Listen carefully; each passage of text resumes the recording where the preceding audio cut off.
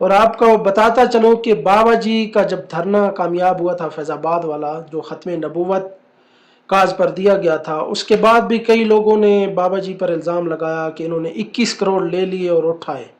हालांकि उस धरने में टीएलपी की 8 शहादतें भी हुई थी और जो वजीर कानून था जाहिद हामिद, उसको भी इन्होंने जो है मुअत्तल करवाया था, कामयाब हुआ था धरना।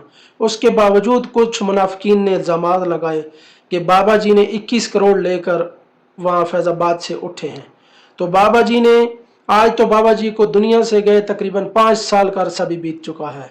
और बाबा जी ने अपने, जब बाबा जी हयात थे तो उन्होंने एक बयान दिया था कि अगर आप तो 21 करोड़ कहते हो ना, अगर क़यामत तक आपको टाइम है, अगर आप मुझ पर गैरों से 21 रुपया लेना भी साबित कर दें तो मेरी कब्र से मुझे निकाल कर जूते मारना कि ये वो गद्दार है जिसने हुजूर की इज्जत व नामूस पर सौदागरी की।